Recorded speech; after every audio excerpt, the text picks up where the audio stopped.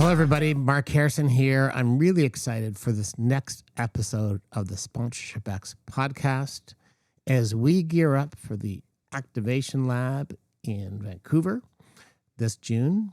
I have with me, brother from another Pantone book, my partner in crime, Dr. Norm O'Reilly. You all know Norm. He does a lot of things, wears a lot of hats, but one of the favorite things that he does is he's the lead author and the brains behind the Canadian Sponsorship Landscape Study. In fact, someday we should drop the word Canadian because it has such global implications and such interesting stats. And today we're going to do something a little bit different. Instead of having Norm take us through 87 slides in 19 minutes, which we know he's famous for and capable of doing, we're going to have a conversation really around some of the activation and amplification related data in the landscape study. Norm, how are you? I'm great, Mark. Thanks for having me. It's a pleasure to be here. Okay, it's great to see you. So let's start with the headlines. Love for you to share with us the big picture total market size of sponsorship in Canada right now, and then break down the rights fees versus activation, and then further give us a little sense of where that ratio is going and what does it mean? Yeah, thanks, Mark. It's the study has been a baby, as you know, and you introduced. It's been something very special.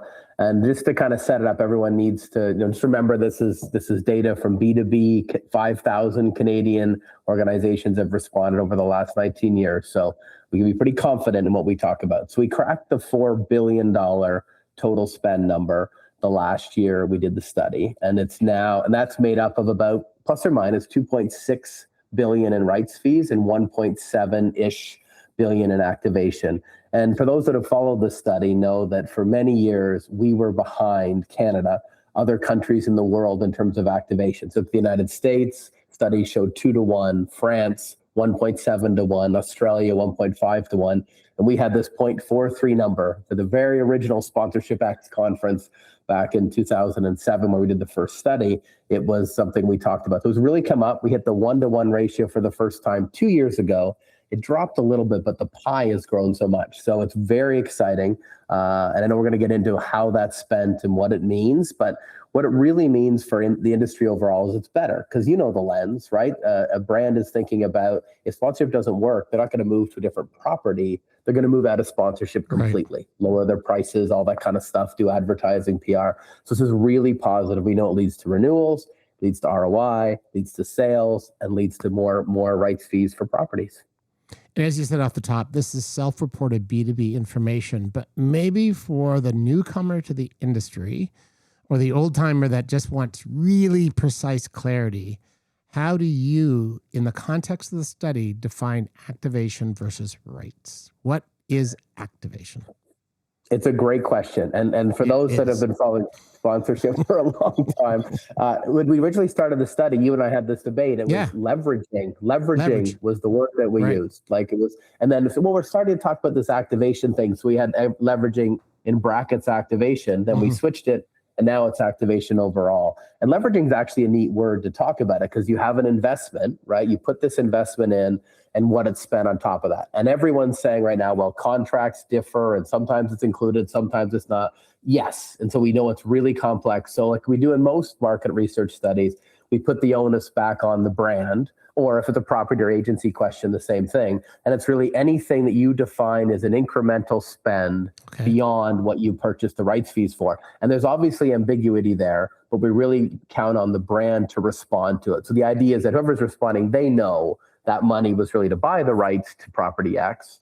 That money was to make the rights do better. So anything you do in investment, it could be having an athlete endorser, it could be doing advertising, it could be a product sampling, activation on site. It's a long list of things that we measure that people then use it for. And it's quite impressive when you look at the results last year, how broad and how many really sophisticated things driving to sales, brand, product that brands are doing. It's really, really neat. Okay, so let's pick up on that. Share with us the data on what are the big buckets that brands are spending on when it comes to activation. Are we talking about social media? Are we talking about hospitality? Are we talking about sampling? What are we talking about? And what are the numbers? Yeah, and a big shift. So one thing that'll come across in the conversation today is we saw really in the first 14 or 15 years of the study, this slow progressive growth the devastation of the pandemic period, and now what we're calling the age of optimization. So, wow, have things changed? Like, you remember we talked about this year over year. Oh, we had a little bump, this changed. Right. Oh my God, it's a completely different landscape than it was before. And part of that, to your question, Mark, is activation, right? So we used to see that it was branded content, your old Kraft Hockeyvilles, and advertising by far at the top of the list. And then now it's this really even, where advertising was 14%, social media was 13, product sampling 11. I'll get the numbers not perfect, but all the way down the list. Athletes 5%, Web3 2%, public relations. So there's about 20 different things that make up quite a bit. And if you actually transfer that from percentages to money, so you take this 1.7 billion-ish that we talked about up front, well, 10% is $170 million. 5% is $85 million in a country the size of Canada. That's really good. If you extrapolate to the US and you times by 10, you're talking about major investments that lead to major benefits for the properties, opportunities for agencies, benefits for brands. So it's really exciting. And so we kind of defined it this age of optimization, but a more optimized spend. And so I think the very simple answer to your question is, well, it depends what the brands want to achieve. Another question we ask, which is really neat, is then which ones work the best? Okay. And so you get, and that really shifted as well. It used to be branded content year over year, number one. Now it's a very even scale. And there are four, including branded content, our own properties, that we're almost tied. Social media, advertising, and product sampling, we're all right there. And so our experiential marketing, you might be a more modern term for product sampling. Mm-hmm. So, and then a whole bunch of a tail down there of what you're doing. So depending on the context, who you're trying to reach, how you're trying to leverage it, this is all so good, optimized, like we like to say, for sponsorship. So yes, really good stuff. I love how happy that word's making you today, by the way. It is. It is. I feel like I could, lull you to sleep. But question for you. So you've got these four big buckets that are relatively evenly split, and they're kind of the lead drivers. Would every brand be using these four equally, or do you suspect that some brands are leaning into one or two more? So if I'm sort of thinking about, the age-old stereo, like, where are we turning up the bass here? We're turning up the treble? Like, what's happening? Well, I've got the great fortune of the guy that analyzes the data. Yeah. And so I can actually answer sponsorship measurement. I'll remind you, sponsorship valuation. I do. Yeah. Thank you. I get to use it a lot, which is fun. And but yeah, when you dig into it, it's really interesting. And it's exactly like you said, it is very diverse. Okay. So we have these kind of questions where we ask people to allocate $100 across them or percentage points.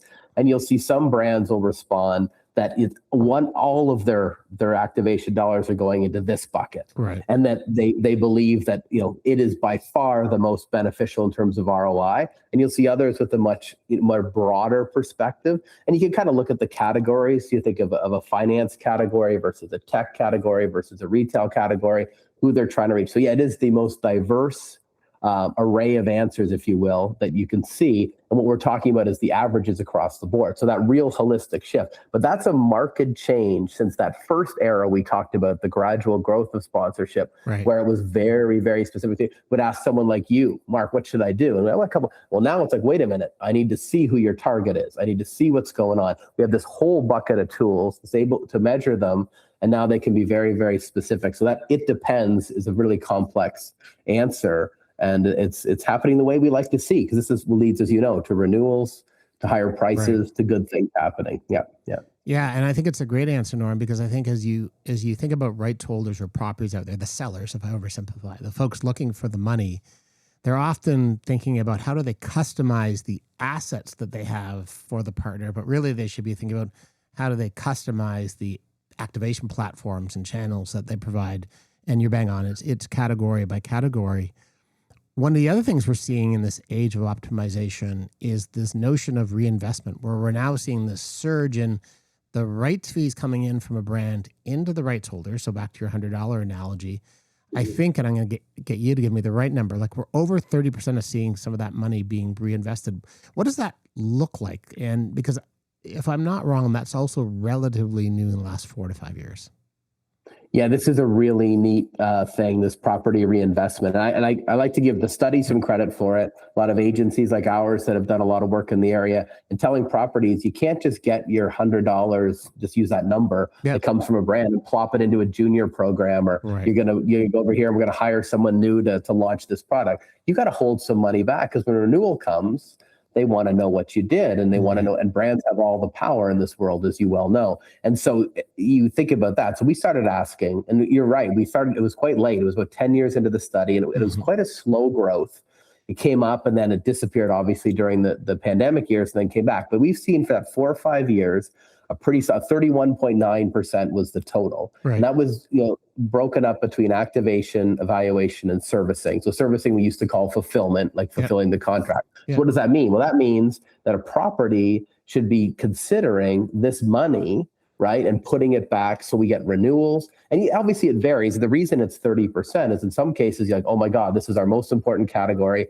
We've done some projects like this over the years, right? Oh my God, this is our biggest sponsor. They're going to leave. What can we do? And it could be evaluation, could be enhanced activation, working with them together, delivering better on all the things you promised. And so reinvesting that money is a real evolution, I think, of the field overall, and good for all of us. And then you made this point earlier, like if you're not doing any of this stuff activation, same with properties putting this stuff in, well, you might as well just do advertising or PR or something, lower your prices or something else. This Right. justifies sponsorship's value. Then you shouldn't be in the sponsorship business.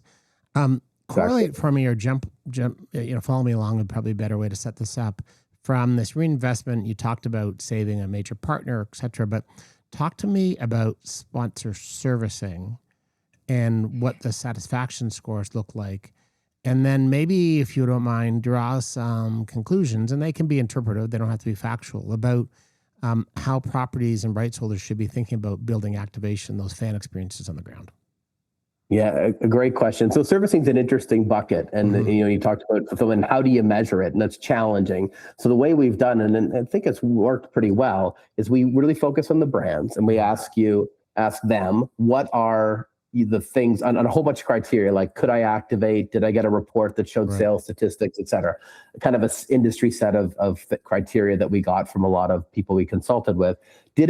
How important it is to you, and did they deliver? So classic performance expectations questions, which you see a lot in marketing, how did they do, and did they meet my expectations? And it's been really horrible, terrible for a very long time. We had the best results we ever had last year, where 5 of the 10 main categories were met by the brand. So it's a really positive thing. We've dug into this over the years because, you say it's been a very perplexing question. Published some big academic articles on it. We did some special scaling. No matter how we sliced it, the same thing kind of came out, that what a brand is expecting, what properties and their agencies think they're delivering, in often cases, are not up to their level of satisfaction. And we see that in the ROI scores, which I know we'll talk about in a little bit as well, reflected it's not as good as we'd like it to be, but it's getting there. And so what that tells us is, and these are things that are easily fixable, right? You allocate a staff person towards it. There is a plethora of wonderful tools out there for evaluation or measuring. You just don't put together some pictures afterwards. And so it's led, as we're hoping, just like the property and reinvestment question you asked a minute ago, this is another sign of that optimization, improvement of our industry, that more cases now, brands are much happier with the delivery on services they're getting. Which score specifically are we seeing improvement on? You mentioned there's 10. Yeah, they're all pretty. The ones we classically have seen was ownership of an area or a community program. What really sprung up, and this is probably indicative of the digital age that we're in, the uncertainty out there, was advertising, digital access to digital properties, access to rights on these things. Right. Can we reach the people that you want? So we saw a larger rise in those digital pieces versus they're still there. Obviously, exclusivity remained important, but we saw a bump up in those particular ones. Do we have access to those things? Do we have access to digital rights, et cetera? Yeah. Which are key components today of activation and amplification, and obviously very, very essential. It'd be impossible for you and I to sit here and not talk about the influx of spending finally into women's sports. And I think even beyond women's sports, we're starting to see the era of the kind of alternative league, because technology and distribution channels are really democratizing access to audiences. But as we think about it specifically for women's sports, and you think about the growth and spend in women's sports, I think 60% of brands said they're going to spend more.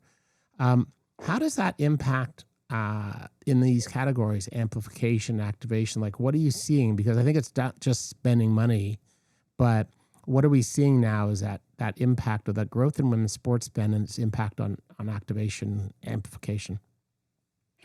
Significant. And so there's so many layers to this, and we've dug in far beyond this thank you, this study that has it. I mean, the first would be historically there was the big three, right? Professional sport, amateur sport, which includes Olympic, grassroots, and then the festivals, which really, we kind of coined that term in 2014, and now we're seeing like the big eight. So brands are really spreading their money. So like 5.8% of that 2.6 billion in rights fees went to municipalities, right? So as an example, and you go down like entertainment, music are taking their bigger, but then the pie has grown. So pro sports proportion has gone down, but it's maintained. It's kind of even level. Then so that's the first part. Then when you dig into pro sport, and the number we saw was 61% were expecting to spend more money this year than the previous year in women's sport. And we know there's a premium being paid. There's a positivity to it. There's so much excitement happening. You also layer in, and we asked this as well, all those other pro leagues that have developed in Canada in the male side, but at the minor pro level. And you see that Canadian university sport is hurting, the NSOs, that if you don't have the value, if you don't have a national audience, if you don't have those digital things we talked about, money is shifting. So sure, the pie is growing, but some people, their slice is disappearing, getting very small. Others are taking more. Others are being really consistent. So it's again into this really exciting age, but there's a lot more properties, a lot more ways for brands to invest for their sponsorship outcomes that they can, and then a lot more sophisticated ways to do it. We're also seeing in just that digital, the national properties are taking a larger chunk versus regional and local, as you said earlier. A dynamic of this changing environment that we're in makes sense. That's also more challenging if you're not a property that has a national or digital kind of reach that way. And do you think some of these emerging properties, when we look at the data, the spend on activation is different with them, say, versus a traditional property? It's a great question. And in the study, we don't know what specific, we only know by category. And it did dig in and look at it. And it was quite interesting, like by size and activation ratio, there was no major difference. And so that was so like the big ones that are spending, the highest ones we had are like getting close to 9-figure budgets and sponsorship. They're spending in the neighborhood of that 80 cents, 70 cents on a dollar. So were the little ones across the board. Now, you could go deep, but the data showed no indication that there was any great differences. And the number now that are not activating is almost zero. There's just a couple of respondents say we don't. They're very small. We used to see, as a larger proportion. Now they're all doing stuff. So yeah, a lot of consistency there across the board. And maybe they're choosing different tactics, et cetera. But in terms of the ratio, was pretty similar. So yeah, I had the similar hypothesis, and it turned out not to be supported. When you think about activation and amplification, I sort of start thinking about it in terms of, what's our strategy? What are we trying to achieve? Then, how do we bring it to life? What's the creative? What's the big idea? What's the channel planning, the connections plan, all the customer journey? And then you actually go and execute it. But I know that you're the champion for evaluation. Like if you were a political party, it would be the Measurement Party of North America or globally. You wouldn't get many votes, though. Hey, you'll get my vote. Talk to me about the role of evaluation and measurement, very specifically, though, Norm, as it relates to activation and amplification. Talk to me about whether people should be doing their due diligence up front or post or both, and what trends are you seeing? Yeah, it's great. It's always it's a topic that's near and dear to my heart. It's like servicing. It's challenging to measure. So the way we do it is probably worth talking about. Is we ask how much proportion of, like, if you spend $100 brand on sponsorship, what equivalency proportion, 1, 3, 5% dollars would you spend on evaluation? And then we all know that evaluation is not always done well. And so we added this question, you'll recall, about 10 or 12 years ago, said, well, how much do you spend ahead of time? Which is getting to the answer to your question, which is, yes, you definitely need to plan ahead of time. The numbers are the best we've ever saw, but still not great. You can say if the equivalent of 14% of that amount is being spent on evaluation by brands. It's the biggest we've ever seen. Makes a lot of sense. Most they've ever seen. This. The CFOs are paying attention. CEOs are paying attention because it's a much larger sum of money. And we saw that of that, about a quarter was spent on pre-sponsorship evaluations. We could debate know what that means, but that's by far the highest we've seen over time. So people are doing it better. What does that mean ahead of time? And for your activations that you're going to do, is obviously you have to plan them in advance. You need to have a benchmark. So if you're doing something, you and I were just in Pittsburgh at the NFL draft. We went through the activation areas. If you're there and you're setting up an activation as one of the sponsors of the draft, you need to know who you're going to reach that day. Mm-hmm. You're investing all this money with it sampling. Is it some kind of QR code? Are you getting them to follow? Is there a way to track them? But where are we now with that group? So if you don't know, it's pretty hard to measure. So you've got to have a benchmark. And if it's the first time, maybe your first year is just to create the benchmark, right? And then you have put a metric in place to measure it. And then you can see if it has a lift or not. Okay, we spent X dollars. We didn't get the lift. We're going to move on from it. So activation is the perfect place and the best place to do it. And you would, I think, would agree, if you're not doing much activation that's measurable, it's going to be really hard to justify that investment. And then on the property side, if your brand partner is not doing that, how are you going to convince them to renew or to pay you 10% more?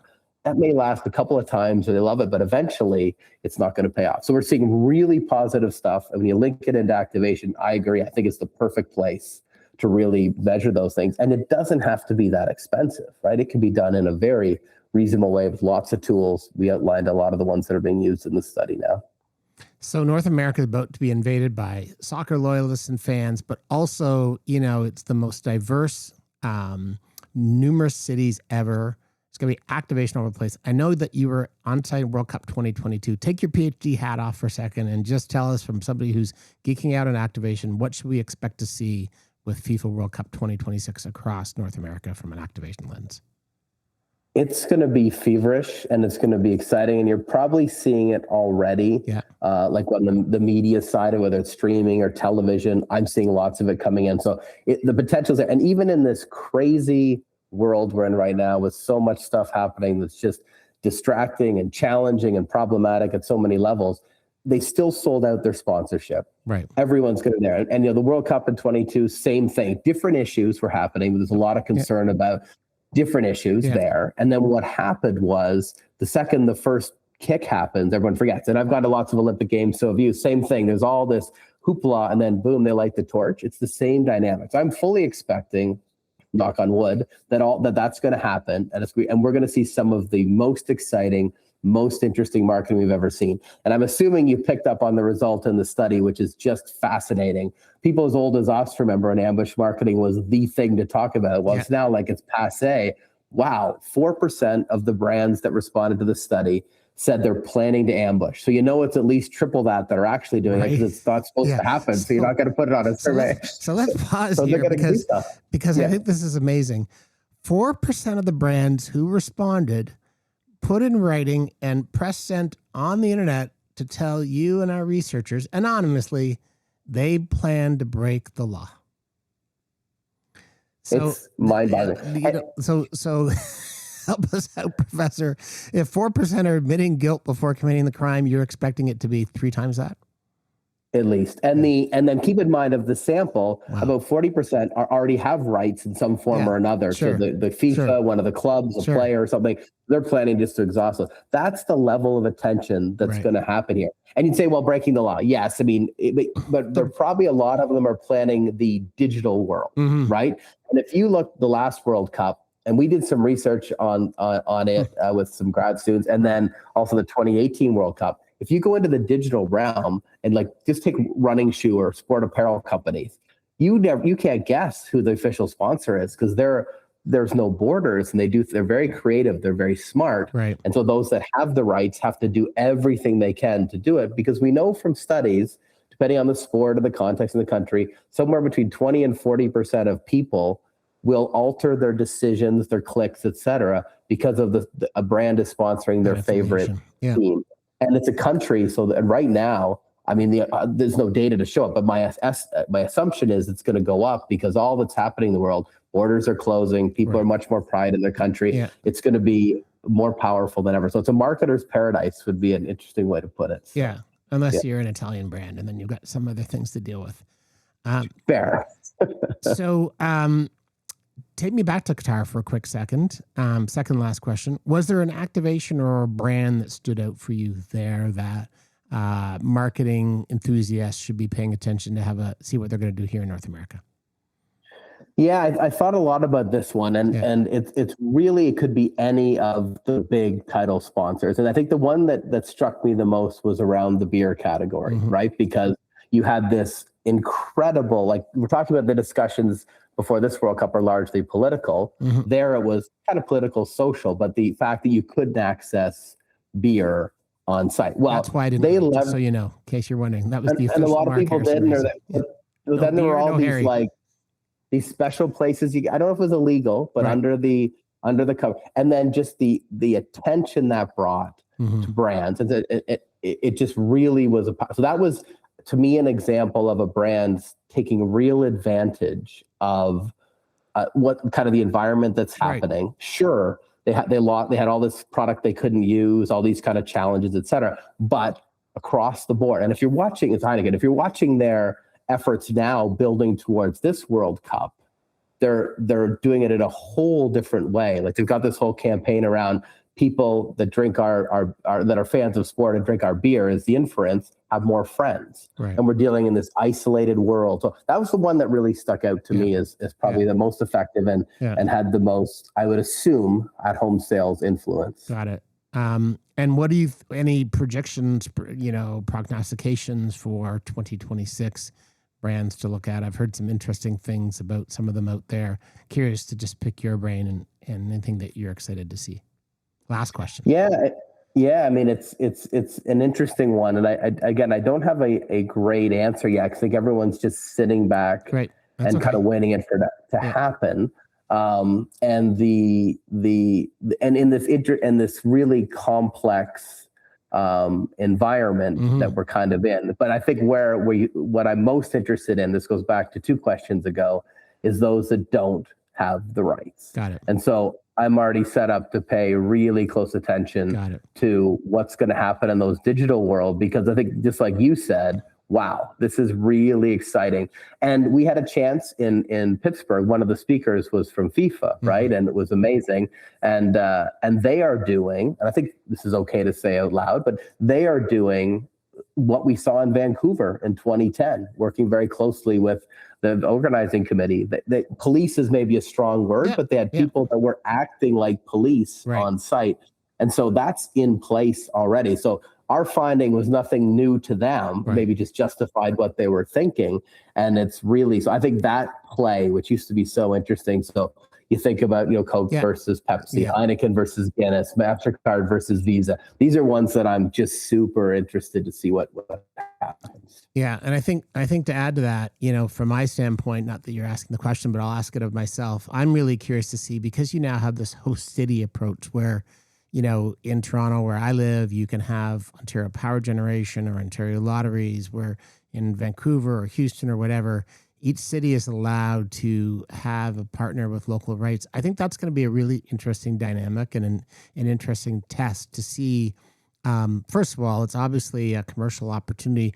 These host cities obviously incur incredible costs. So I think it'll be, if you think about the Olympics, right? You've got your IOC partners, you've got your NOC partners for the host committee or OCUG partners. Then you've got your international federation partners. Then you got all your different Olympic committee partners. Now you've got a whole new layer. So if you think about the wedding cake, I'm going to put them in kind of the second to the top, right? You'll have your FIFA partners, but next down, I think, will be this host city partner. So I'm going to be really paying attention to that.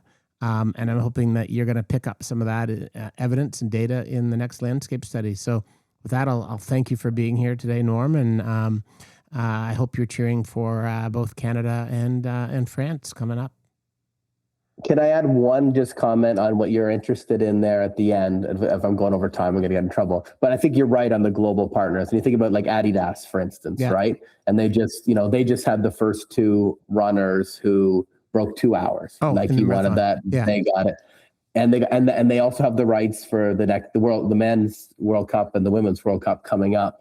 And it's going to be interesting to see in this world, like, because they then, on my interest, there's going to be areas where ambushing is going to happen, but there's also going to be areas where countries or athletes actually have the rights. So you're kind of doing an ambush, but not in an illegal way. So I think both of our answers are going to be very interesting in some of those categories. You probably do the same. Look at automotive. I think it's Hyundai that's the global sponsor, right? And then what's going to happen at the other levels? I think people could look at both of our answers together, and it's going to be quite interesting. The car one's going to be another one to watch out for because it's Hyundai Kia, right? So some markets have Hyundai, some have Kia.